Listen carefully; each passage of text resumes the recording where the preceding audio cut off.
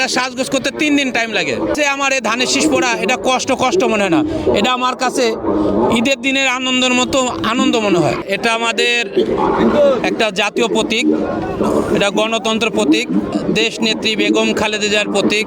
গোটা বিশ্ববাসীকে দেখানোর জন্য এবং দেশবাসীর কাছে, গোটা দেশের মানুষের কাছে তুলে ধরার জন্য এই সাজগোজ। এবং আমি 2001 সাল থেকে এই নাটোর থেকে আমাদের প্রিয় নেতা রুহুল কুদ্দুস তালুকদার দুলু সাহেবের পক্ষ থেকে সারা দেশেই এই প্রোগ্রামগুলো করে থাকি।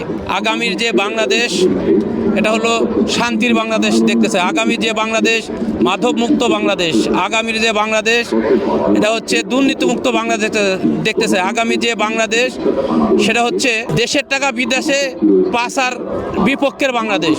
বিশ্বের ইতিহাসে রেকর্ড করে বাংলাদেশে তারেক রহমান প্রধানমন্ত্রী হিসাবে, আমরা আগামী দিনে প্রধানমন্ত্রী হিসাবে তারেক রহমানকে দেখতে চাই। আজকে তারেক রহমান সাহেবের সাথে দেখা করার জন্য এসেছি। ইনশাল্লাহ আশা করি যে অবশ্যই দেখা করতে পারবো। দেখা না হলেও সেক্ষেত্রে অনেক আনন্দিত, যেহেতু দীর্ঘ 17-18 বছর পরে বাংলাদেশের মাটিতে তারেক রহমান আসছে আগামী দিনে রাষ্ট্রনায়ক। এটাই অনেক আল্লাহর কাছে হাজারো শুকরিয়া এবং দেশবাসীর কাছে দোয়া চাই গণতন্ত্রের মা বেগম খালেদা জিয়া যেন সুস্থ হয়ে আমাদের মাঝে ফিরে আসতে পারে।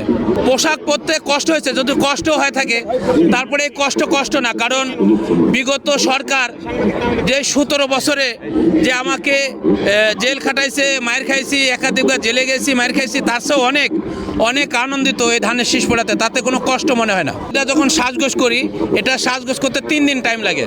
আপনি 36 ঘন্টা লাগে ধান সাজাতে, 3 দিন লাগে, ফুল 3 দিন লাগে ধান সাজাতে। একবার কষ্ট আমার কোনো কষ্ট মনে হয় না, কারণ আমি যে জেল খাটিছি, আমাকে যে অত্যাচার করা হয়েছে এবং আমার একটা সন্তানের কিডনির সমস্যা, সেই সন্তানকে নাটোরে চিকিৎসা সহ করতে দেন আওয়ামী লীগ সরকারে হাসিনা। আর তার চেয়ে আমার এই ধানের শীষ পড়া এটা কষ্ট মনে হয় না, এটা আমার কাছে ঈদের দিনের আনন্দের মতো আনন্দ মনে হয়।